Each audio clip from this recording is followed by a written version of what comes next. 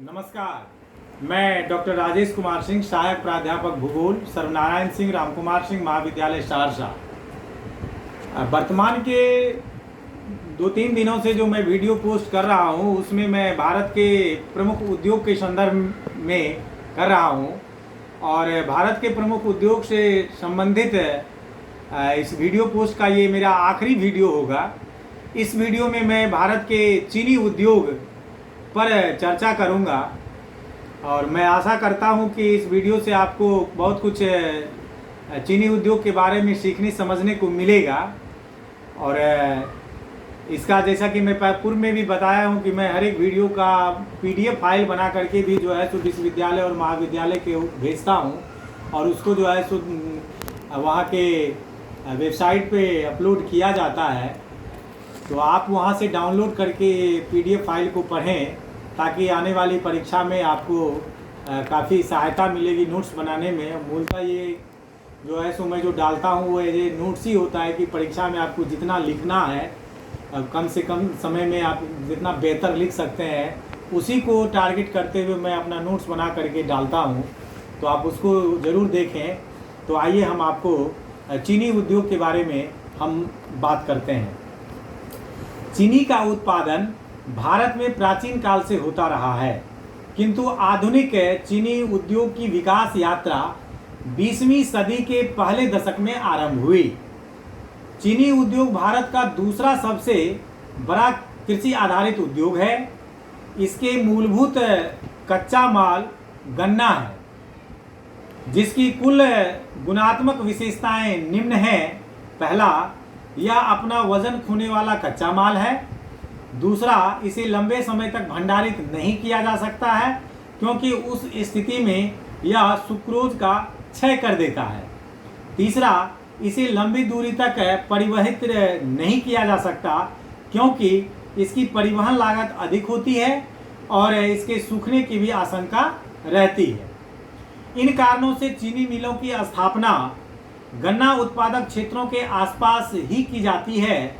इसके अतिरिक्त गन्ने की कटाई का एक विशेष समय होता है और उसी समय में इसकी पेराई की जाती है। अतः सीमित काल को छोड़कर शेष समय में चीनी मिलें बिना कामकाज के खाली पड़ी रहती हैं। इससे चीनी उत्पादन पर कई सीमाएं आरोपित हो जाती हैं। यह गौर करने वाली बात है कि जैसा आपने देखा कि चीनी के लिए जो मुख्य कच्चा माल गन्ना है वो वजन खोने वाला कच्चा माल है। उसको हम लंबी दूरी तक परिवहन नहीं कर सकते हैं, अधिक दिन तक हम गन्ने को स्टोर करके नहीं रख सकते हैं। और इस उद्योग की स्थापना में यहाँ पर मैंने पूर्व में जो आपको पोस्ट किया था वीडियो मेरा है एक वेबर का उद्योग अवस्थिति सिद्धांत। चीनी उद्योग पर तो वो लगभग हूबहू जो है सो लागू होता है कि ये उद्योग वहीं लगेगा जहाँ पर परिवहन लागत कम हो। चूँकि चीनी में मान लीजिए जितना हम गन्ना देते हैं और उससे कच्चा माल में गन्ना मान लीजिए कि 100 क्विंटल गन्ना देंगे तो उससे हमको 1 क्विंटल चीनी मिलेगा। तो कच्चे माल और तैयार माल में काफ़ी का जो है सो ह्रास का खोने का जो होता है वो काफ़ी डिफरेंस होता है। इसलिए परिवहन लागत जहाँ पर न्यूनतम होगा वहीं पर चीनी मिल लगेगा।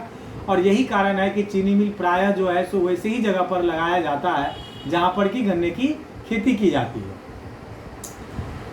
भारत का चीनी उत्पादन में विश्व में दूसरा स्थान है, लेकिन गुड़ व खांडसारी के उत्पादन में इसका प्रथम स्थान है। वजन ह्रासी उद्योग के कारण इसका मुख्य संकेंद्रण कच्चे माल के क्षेत्र में है। यह उद्योग सबसे पहले बेतिया में 1840 में लगाया गया था। कहने का तात्पर्य यह है कि भारत में पहला चीनी उद्योग 1840 ईस्वी में बेतिया बिहार में जो है सो पहला चीनी मिल लगाया गया था। किंतु इसका वास्तविक विकास 1931 ईस्वी से प्रारंभ होता है, जिस समय सरकार द्वारा पहली बार इस उद्योग को संरक्षण दिया गया। इस समय देश में 615 से अधिक चीनी मिलें हैं जो उत्तर प्रदेश, बिहार, महाराष्ट्र, कर्नाटका, तमिलनाडु, आंध्र प्रदेश, गुजरात, पंजाब, हरियाणा तथा मध्य प्रदेश राज्यों में फैली हुई है। चीनी मिलों का 60% उत्तर प्रदेश तथा बिहार में है। कहने का तात्पर्य यह है कि भारत में कुल जितने चीनी मिल हैं उन चीनी मिल का 60% चीनी मिल जो है वो बिहार और उत्तर प्रदेश और बिहार में है। चीनी उद्योग एक मौसमी उद्योग है, अतः महाराष्ट्र में चीनी के सर्वाधिक कारखाने 165 पाए जाते हैं। सहकारी तंत्र के लिए उपयुक्त है, यानी कि चीनी मिल जो है वो सहकारी तंत्र के लिए बहुत ही उपयुक्त है।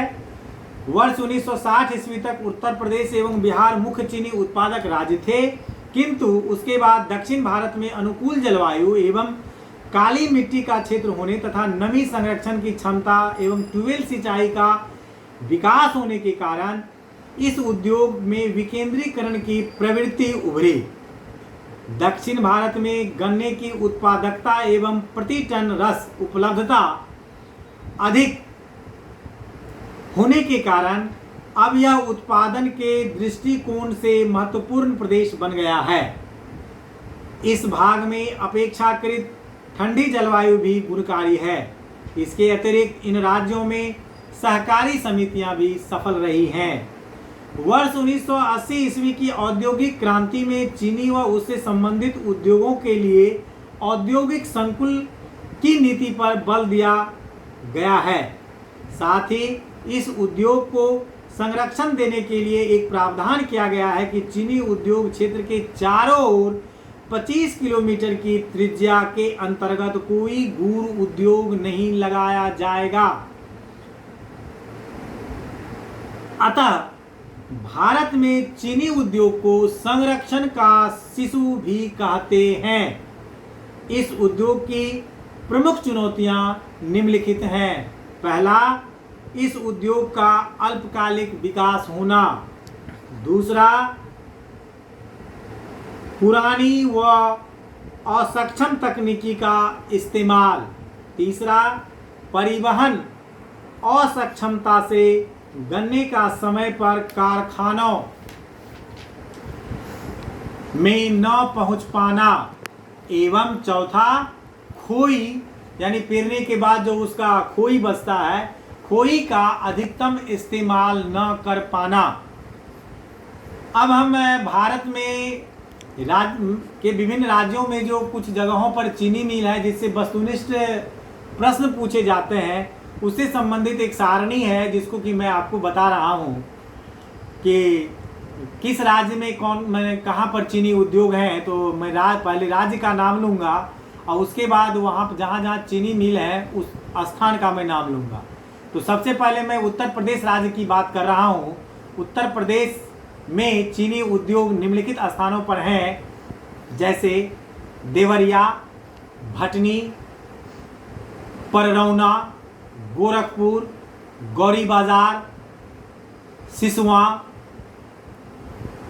सिसवा बाजार, बस्ती, बलरामपुर, गोंडा, बाराबांकी, सीतापुर, हरदोई, बिजनौर, मेरठ, सहारनपुर, मुरादाबाद, बुलंदशहर, कानपुर, फैजाबाद एवं मुजफ्फरनगर आदि। अब मैं बिहार राज्य की बात कर रहा हूँ कि बिहार राज्य में निम्नलिखित स्थानों पर चीनी मिलें हैं। मोतिहारी, सुगौली, मझौलिया, चनपटिया, नरकटियागंज, मरहौरा, सासामूसा, मोतीपुर, गोपालगंज, डालमिया नगर, सारण, समस्तीपुर, दरभंगा, चंपारण, हसनपुर, बनमनखी। अब मैं महाराष्ट्र राज्य के मुख्य चीनी मिलों के बारे में बताने जा रहा हूँ। महाराष्ट्र में निम्नलिखित स्थानों पर चीनी मिलें हैं। मनसद, नासिक, अहमदनगर, पूना, सोलापुर एवं कोल्हापुर। अब मैं पश्चिम बंगाल में अवस्थित चीनी मिलों के बारे में बता रहा हूँ। पश्चिम बंगाल में तेलडांगा, पलासी, हावड़ा एवं मुर्शिदाबाद। अब पंजाब के बारे में बता रहा हूँ। पंजाब में हमीरा, फगवाड़ा, अमृतसर में चीनी मिलें हैं। अब मैं हरियाणा राज्य की चीनी मिलों के बारे में बता रहा हूँ। हरियाणा में जगधारी एवं रोहतक में चीनी मिलें हैं। अब मैं तमिलनाडु राज्य के बारे में बता रहा हूँ। तमिलनाडु राज्य में अरकाट, मदुरै, कोयम्बटूर और तिरुचिरापल्ली में चीनी मिलें हैं। अब मैं आंध्र प्रदेश के बारे में बता रहा हूँ। आंध्र प्रदेश में सीतापुरम, पीठापुरम, बेजवाड़ा, हॉसपेट एवं सांभल कोट में चीनी मिलें अवस्थित हैं। और अंत में मैं राजस्थान में अवस्थित चीनी मिलों के बारे में बता रहा हूँ। राजस्थान में गंगानगर और भोपाल सागर में चीनी मिलें अवस्थित हैं। तो इस तरह से इस वीडियो पोस्ट में मैंने आपको भारत के चीनी मिलों के बारे में बताया और मैं आशा करता हूं कि इससे आपको इस विषय वस्तु को समझने में काफ़ी सहायता मिलेगी। अगर आपको इस विषय वस्तु को समझने में कोई कठिनाई हो रही हो तो आप मुझसे मेरे व्यक्तिगत मोबाइल नंबर 9470786423 पर 24x7 कभी भी बात कर और अधिक जानकारी ले सकते हैं। इस तरह से भारत के प्रमुख उद्योग से संबंधित लगभग सभी उद्योगों के बारे में मैंने वीडियो पोस्ट और PDF दोनों डाल दिया है। मैं आप लोगों से ये अपेक्षा करूंगा कि आप इस वीडियो को सुनें, सभी वीडियो को देखें और उसका PDF फाइल भी डाउनलोड करके उसको भी पढ़ें, ताकि आने वाली परीक्षाओं में और इसके बाद जीवन की जो परीक्षाएं आपकी प्रारंभ होगी वहाँ भी आपको जो है सो इससे काफ़ी सहायता मिलेगी। इसी आशा के साथ नमस्कार।